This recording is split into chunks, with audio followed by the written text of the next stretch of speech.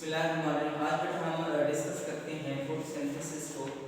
तो photosynthesis actually आपके पास एक रिडॉक्स रिएक्शन होता है, मतलब एक ऐसा प्रोसेस होता है जिसके अंदर जो प्लांट्स होते हैं वो सनलाइट को ऑब्जर्व करते हैं और केमिकल एनर्जी को ग्लूकोज की फॉर्म में पोटेंशियल एनर्जी में क्या कर देते हैं, उसको कन्वर्ट कर देते हैं।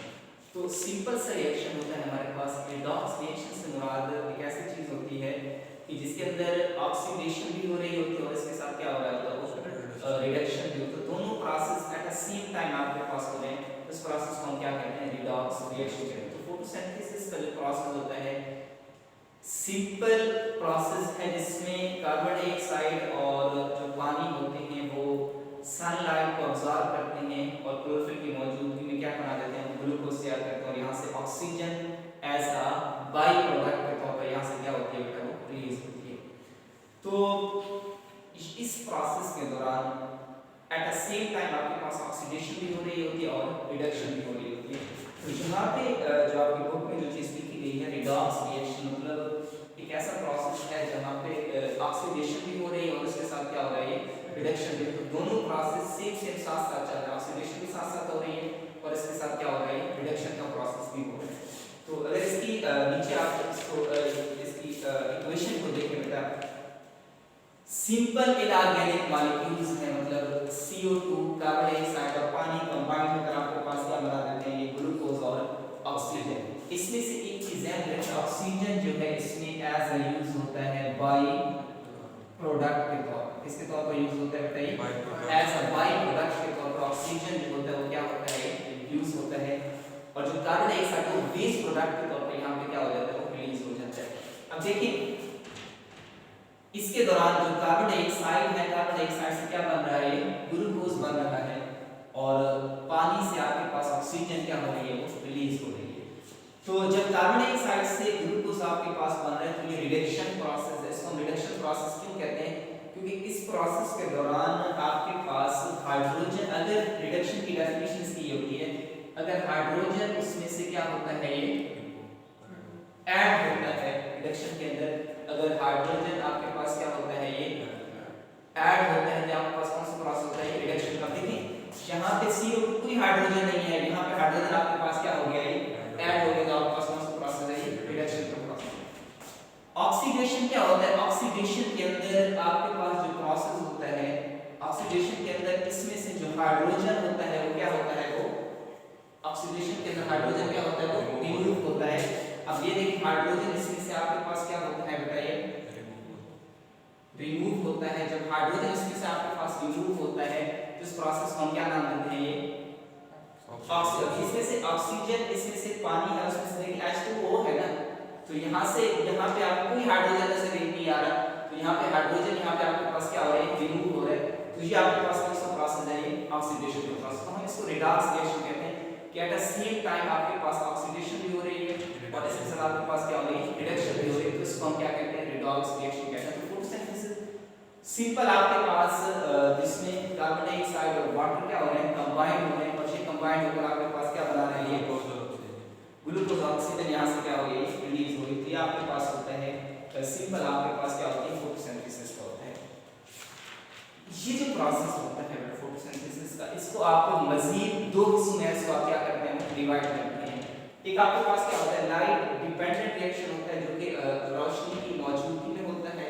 दूसरा आपके पास क्या होता है, लाइट इंडिपेंडेंट, मतलब जो in the absence of sunlight होता है, उसको हम क्या कहते हैं, लाइट। आपको मैं डायग्राम दिखाता हूं, आपको डायग्राम से चीज क्लियर हो जाएगी। तो नीचे इसकी डायग्राम देखिए, हाँ ये डायग्राम देखिए इसकी। अब इस डायग्राम के अंदर आपको ये चीज देखिए बेटा, इस डायग्राम के अंदर आपको जो चीज नजर है, तो दो इसको हिस्सों में हम डिवाइड करते हैं। एक लाइट डिपेंडेंट रिएक्शन होता है, दूसरा आपके पास क्या होता है, लाइट इंडिपेंडेंट रिएक्शन होता है।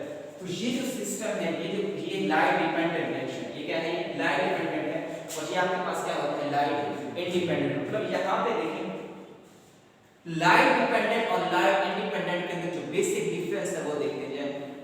लाइट डिपेंडेंट क्या होता है, जिसमें डायरेक्ट लाइट पड़ रही है, इसके ऊपर क्या पड़ रही है, वो डायरेक्ट लाइट पड़ रही है, इसके ऊपर कोई डायरेक्ट लाइट नहीं पड़ रही। क्लियर हो गई ये चीज, तो इसको हम कहते हैं लाइट डिपेंडेंट। अब इसमें से दूसरी जो चीज है, इसमें से पानी, यहाँ पे आपके पास क्या आ रहा है, H2O आ रहा है, लेकिन इसके नतीजे में आपके पास जो है ये नीचे जो है ये बाई प्रोडक्ट जो होते हैं ना यहाँ से नीचे ऑक्सीजन बन जाती है। इसके नतीजे में आपके पास क्या बन जाती है, ये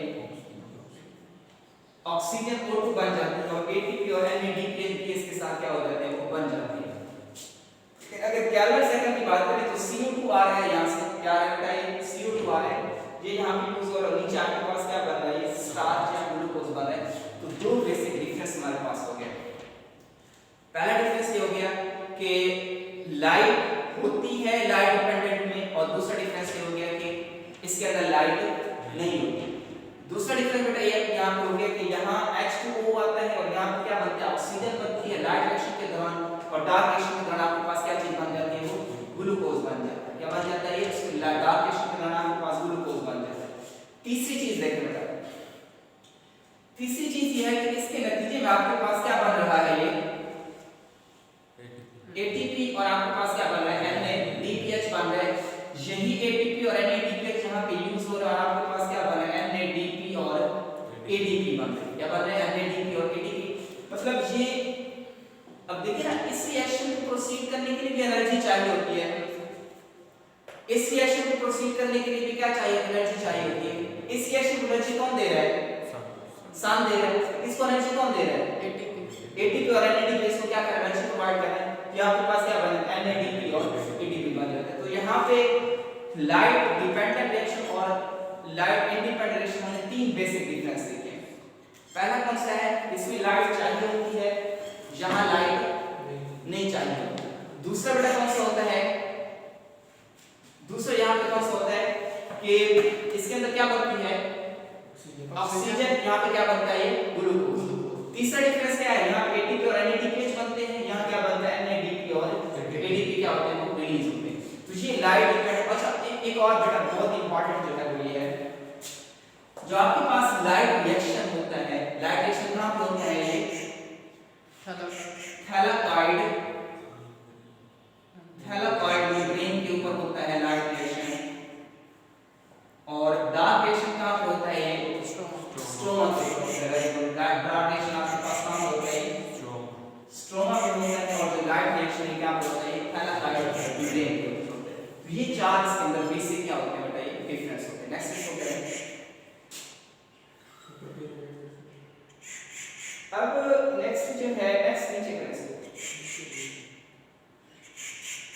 अब यहाँ पे हम डिटेल देखते हैं बेटा कि हमारे पास रिएक्शन होते हैं, लाइट रिएक्शन होता है, और हमारे साथ क्या होता है, डार्क रिएक्शन होता है।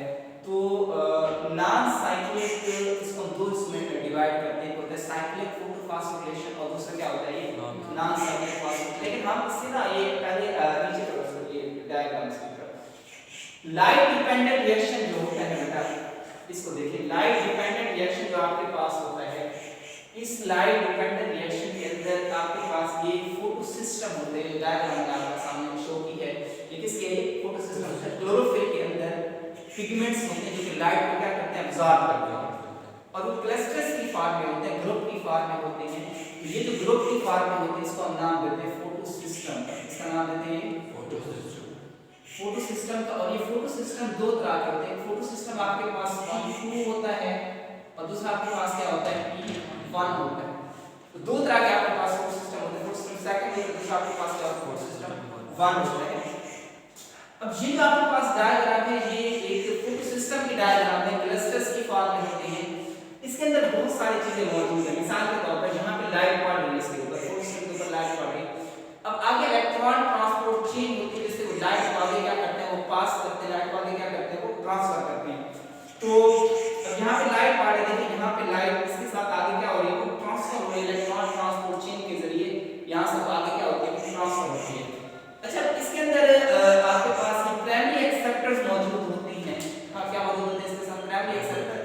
जब उसके ऊपर लाइट पड़ती है बेटा, तो उसके अंदर पानी के मॉलिक्यूल्स मौजूद होते हैं, और पानी के मॉलिक्यूल्स की क्या हो जाते हैं, वो ब्रेक डाउन हो जाते हैं, फोटोलाइसिस होते हैं। जब पानी के मॉलिक्यूल्स ब्रेक डाउन होते हैं वहाँ से, अब देखिए जब लाइट पड़ेगी, H2O का मॉलिक्यूल मौजूद है, अब ये H2O का मॉलिक्यूल रिलीज हो गया H पॉजिटिव के अंदर, ऑक्सीजन रिलीज हो, यहाँ से इलेक्ट्रॉन आपके पास क्या होते हैं, रिमूव होते हैं।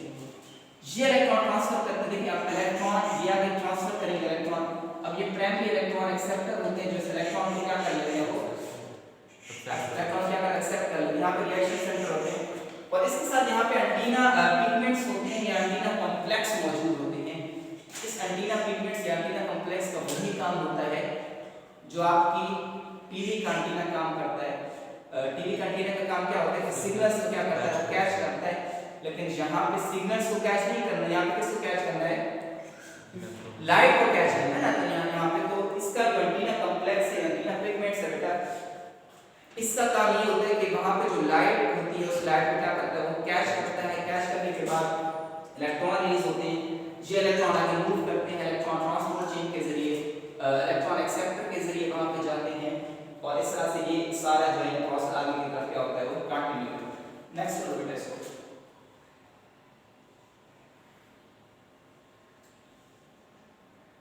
नीचे नीचे इसको ले थोड़ा सा नॉन साइक्लिक डायग्राम में रख लिया बेटा। ये नॉन साइक्लिक फोटोफॉस्फोरिलेशन बेटा आपके पास एक प्रोसेस होता है, नॉन साइक्लिक फोटोफॉस्फोरिलेशन। तो नॉन साइक्लिक फोटोफॉस्फोरिलेशन जो होता है, देखिए बेटा नॉन साइक्लिक फोटोफॉस्फोरिलेशन आपके पास कौन सा प्रोसेस होता है, लाइट डिपेंडेंट रिएक्शंस होता है। मतलब ये चीज मैंने आपको समझा दी है कि लाइट पड़ती है, लाइट डिपेंड होती है, यहाँ पे ऑक्सीजन बन रही है, यहाँ पे ATP और NADPH, ये आगे किसके अंदर जा रहा है, ये कैल्विन साइकिल में CO2 आ रही है, आपके पास क्या बन रहा है, ग्लूकोज बन रहा है। अब जो लाइट रिएक्शन होता है बेटा, इस लाइट रिएक्शन में इसको प्रोसेस को हम कहते हैं, इसको हम नाम देते हैं जी स्कीम का नाम देते हैं इसको, जी स्कीम। ये इसको हम नाम देते हैं नॉन साइक्लिक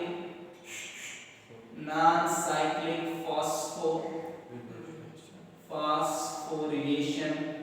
ये भी आपको समझ आ जाएगा क्या होता है जी स्कीम। या पहली बात तो ये है इसको जी स्कीम इसलिए कहा जाता है कि इसकी शक्ल में आपके पास Z से मिलती है, किससे मिलती है, जी से इसकी शेप मिलती है, इस वजह से इसको हम क्या कहते हैं, जी स्कीम का नाम देते हैं।